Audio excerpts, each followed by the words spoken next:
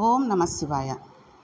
నిన్న మనం పార్వతీదేవి కళ్యాణం జరగడం, పరమేశ్వరుడు పార్వతీదేవి కైలాసానికి వెళ్ళి చాలా సంతోషంగా ఉంటూ మనందరినీ ఎంతో ఆనందంగా ఉండేటట్టుగా చూస్తూ ఉండడం వరకు తెలుసుకున్నాం. అయితే ఆ పార్వతీ పరమేశ్వరుడు అనుగ్రహం మన మీద ఉండాలి అంటే పరమేశ్వరుడికి పూజ చేసుకోవాలి మనం.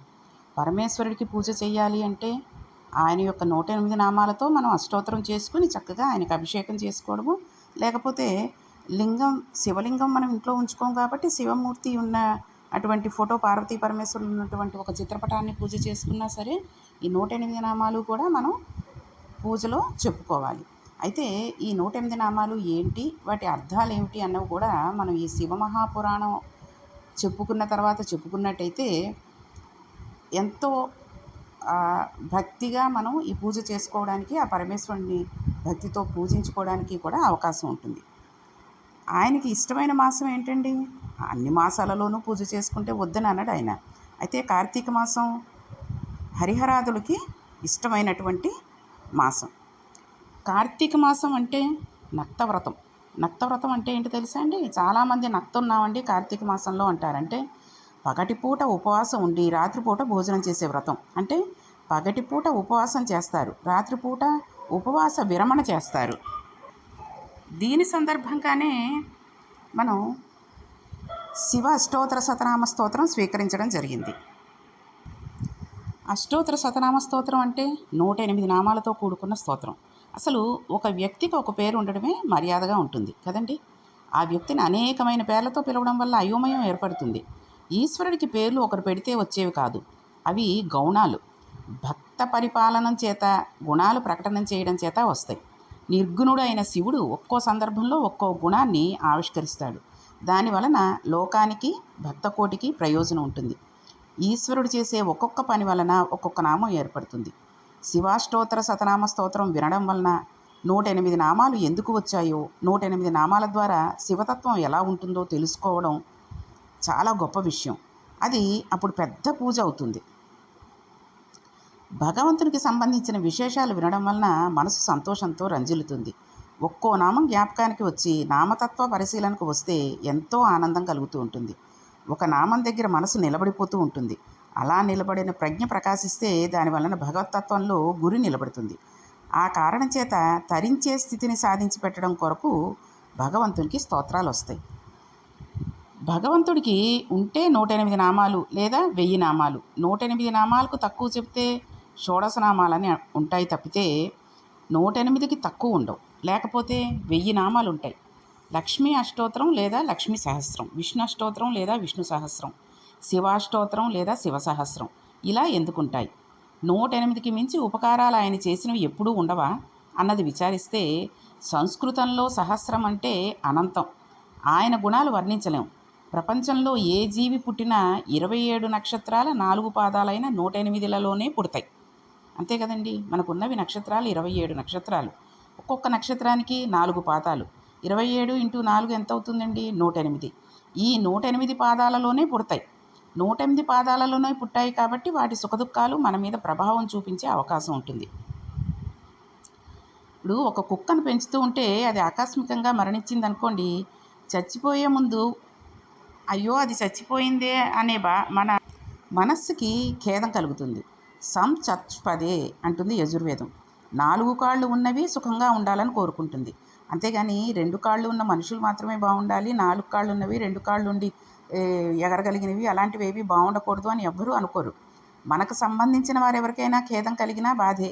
తొందరగా ఈశ్వరుని వైపు అడుగు వేయని వారు సుఖంగా ఉండాలని కోరుకుంటూ ఉంటాం మనం. అందువలన వారి కొరకు ప్రార్థించాలి. ఎందుకంటే వాళ్ళు భక్తికి తెలియని వాళ్ళు చాలామంది ఉంటారు కదండి. అటువంటి వాళ్ళ కోసం మనం ప్రార్థన చేసామనుకోండి, వాళ్ళకి మంచి జరుగుతుంది, మనకి మంచి జరుగుతుంది. 108 నామాలతో ఈశ్వరుణ్ణి పిలిచి 108 పాదాలలో పుట్టినవన్నీ ప్రశాంతంగా ఉండేటట్లుగా చూడు అని చెప్తున్నాం. మనకేమీ ఇబ్బంది అనిపించకపోయినా మనకు సంబంధించిన వారు, మనకి ప్రీతిపాత్రమైన వారు ఖేదాన్ని పొందితే మనకి ఖేదమే కదండి. వాళ్ళందరూ బాధపడుతుంటే మనము బాధగానే ఉంటాం, వాళ్ళు సంతోషంగా ఉంటే మనం సంతోషంగా ఉంటాం. ఒక కడుపున పుట్టిన వాళ్ళం ఎక్కడెక్కడో ఉంటామండి, ఉద్యోగరీత్యాలు ఎక్కడికో వెళ్ళిపోతారు.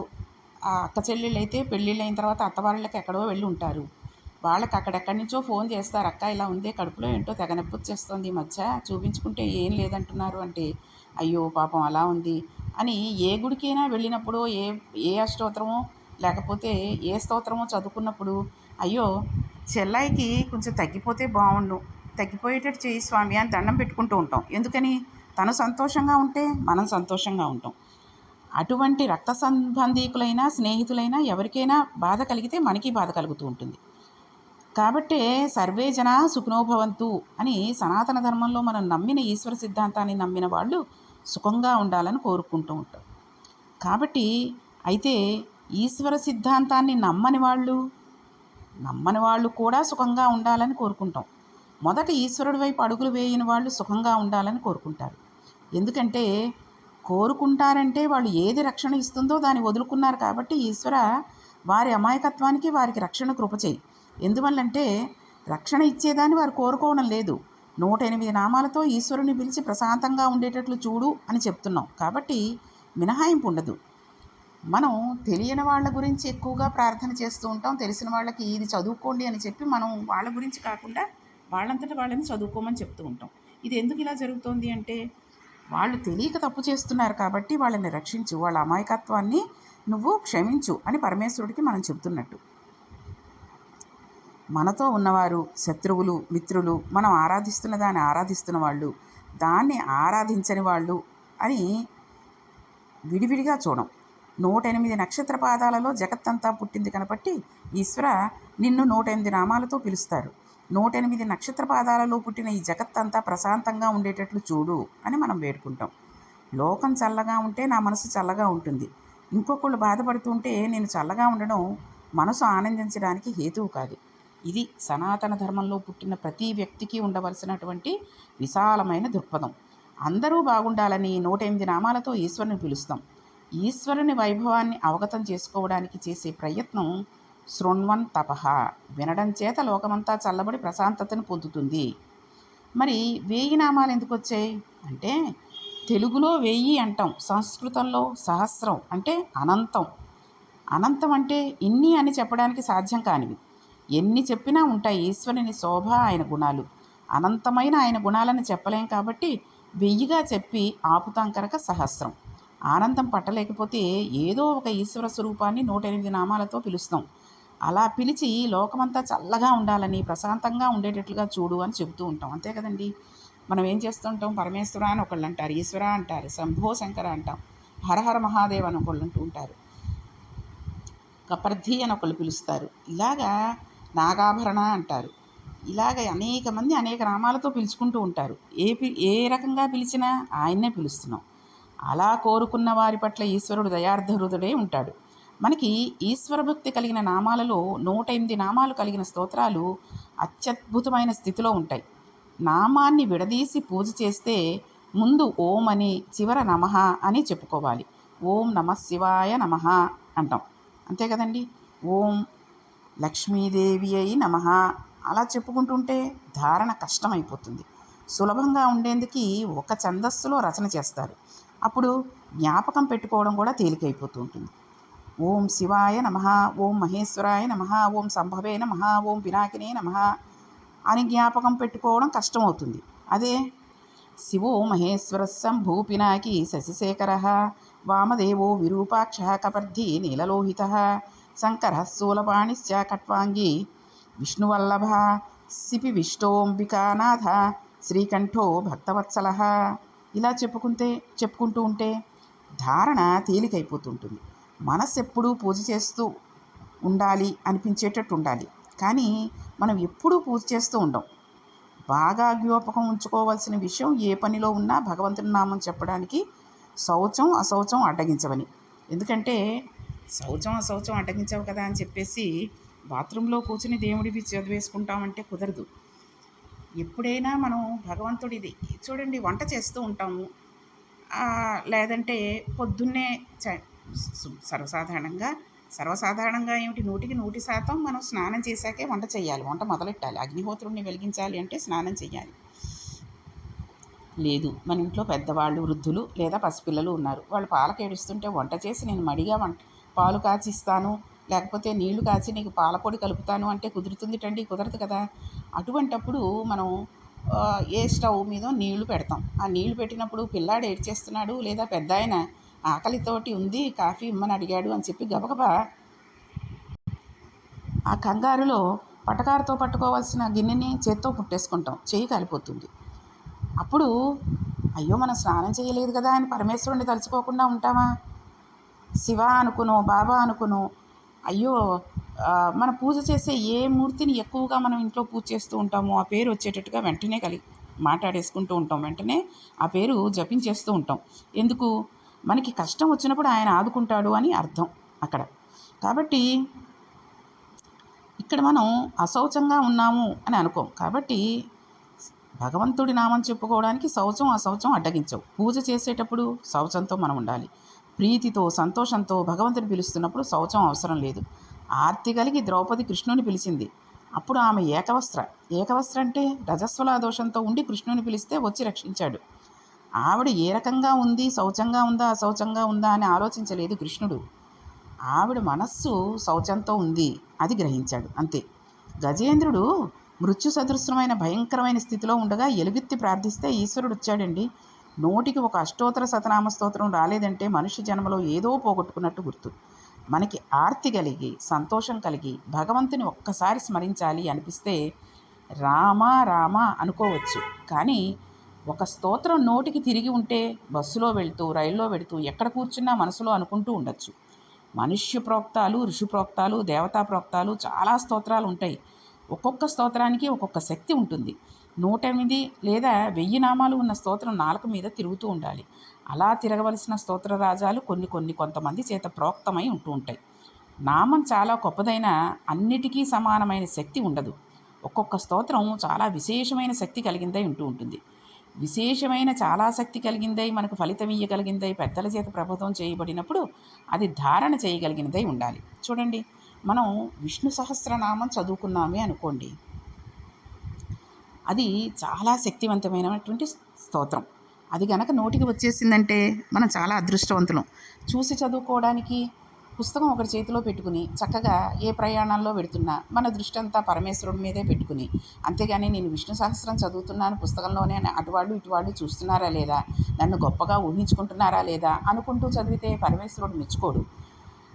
అది రాదు, మనకి చదవడం రాదు, లేదా ఆ పుస్తకం దగ్గరగా లేదు, నోటికి కంఠస్థ రాదు. సెల్ ఫోన్లో పెట్టుకుందామంటే సిగ్నల్స్ లేవు, యూట్యూబ్ పనిచేయదు, డౌన్లోడ్ చేసుకోలేదు. ఇన్ని బాధలు ఉన్నప్పుడు ఏం చేస్తామండి? శ్రీరామ రామ రామేతి రమే రామే మనోరమే సహస్రనామ తత్తుల్యం రామనామ వరాననే అని చదువుకుంటూ ఉండొచ్చు. 3 సార్లు ఈ స్తోత్రాన్ని చదువుకుంటే విష్ణు సహస్రనామం చదువుకున్నటువంటి ఫలితం వస్తుంది అని చెప్తూ ఉంటారు. ఎప్పుడైనా మనకి కుదరకుండా విష్ణు సహస్రనామం చదువుకోకుండా ఉన్నట్లయితే, అలాగని చెప్పి రోజు ఇదే చదువుకుని విష్ణు నామ సహస్రం చదివేసుకుని ఫలితం నాకు ఇచ్చే స్వామి అంటే ఆ ఫలితాన్ని ఇవ్వడు ఆయన. కానీ కొంత పుణ్యాన్ని ఇస్తాడు. అప్పుడప్పుడు ఆయన కొన్ని సార్లు మినహాయింపు ఇస్తూ ఉంటాడు.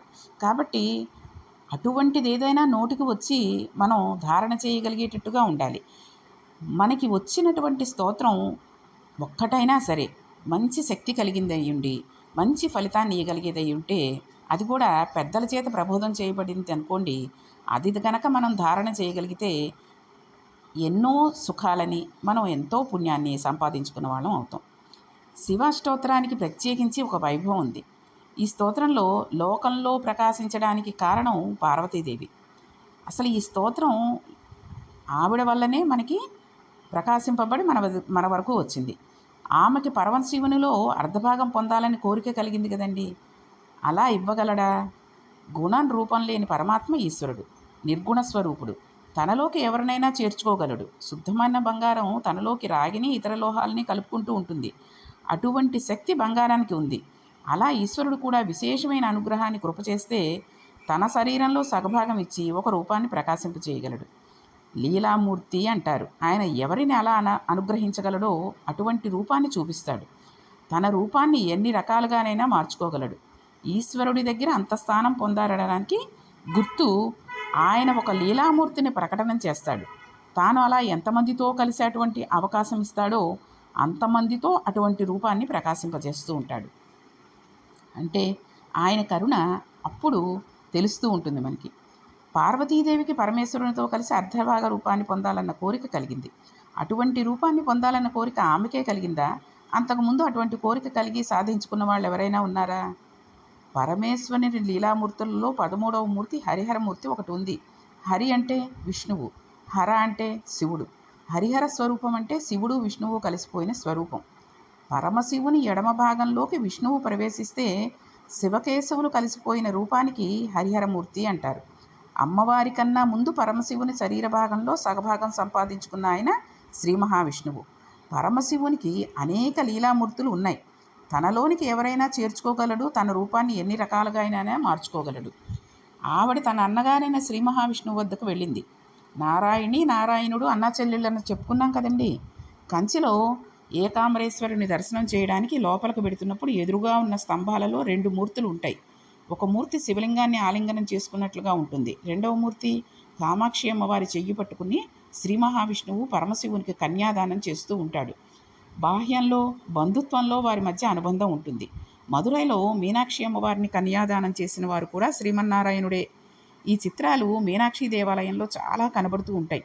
విష్ణువు పరమశివుని స్తుతించి ఆయన అనుగ్రహాన్ని పరిపూర్ణంగా పొంది శరీరంలో సగభాగం పొందాడు. పార్వతీదేవి, అన్నయ్య, నాకు కూడా ఆయన శరీరంలో అర్ధభాగం పొందాలని ఉంది అని అడిగింది.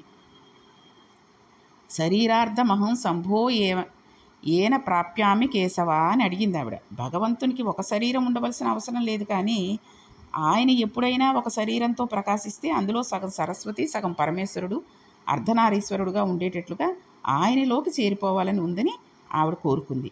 శంకర భగవత్పాదులు అర్ధనారీశ్వర స్తవం అని ఒక స్తవం చేశారండి. ఎటువంటి స్తోత్రం చేస్తే చాలా తొందరగా ఫలితం వస్తుందో అటువంటి దాన్ని నాకు ఉపదేశం చేయమని ఆమె అడిగితే శ్రీమన్నారాయణుడు చెల్లెలి వంక చూసి అన్నాడు, అస్తి గుహ్యతమం స్తోత్రం నామ్యామష్టోత్తరశతం సంభోరహం ప్రవద్యామి పరమం శీఘ్రకామదం. ఒక స్తోత్రం ఉంది. అది అస్తి గుహ్యతమం అంటే చాలా రహస్యమైనది.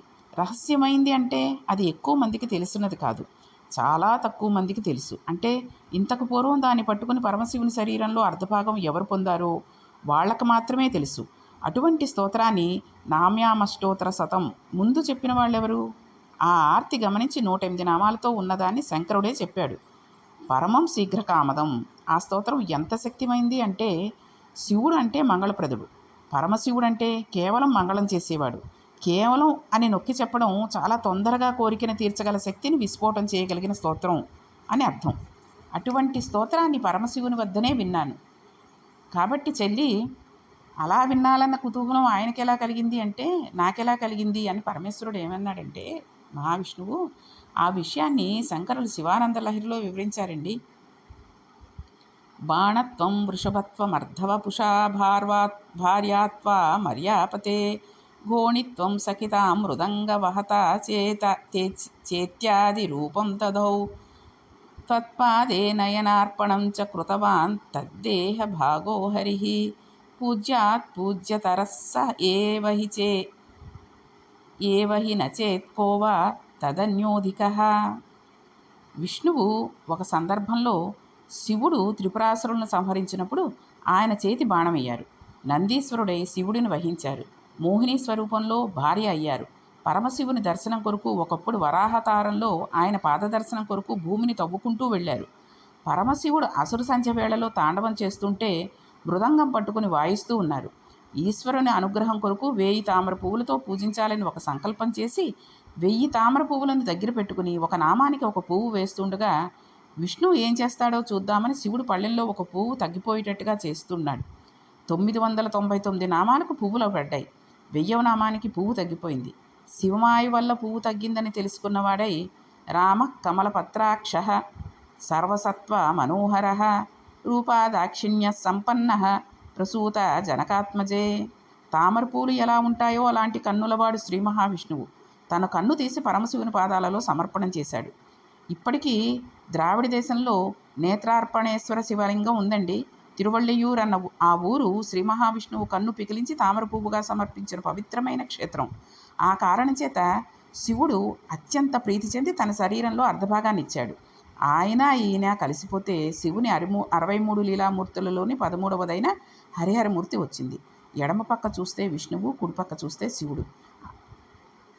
ఇటువంటి పరమేశ్వర హరిహర రూపాన్ని పొందినవాడిని ఆ పార్వతీదేవి తను కూడా సగభాగం అవ్వడానికి శ్రీ మహావిష్ణువుని అడిగితే అది ఎలా పొందాలి అనే విషయాన్ని శ్రీ మహావిష్ణువుడు పార్వతీదేవికి ఎలా చెప్పాడు అనే విషయాన్ని మనం రేపటి పారాయణంలో తెలుసుకుందాం.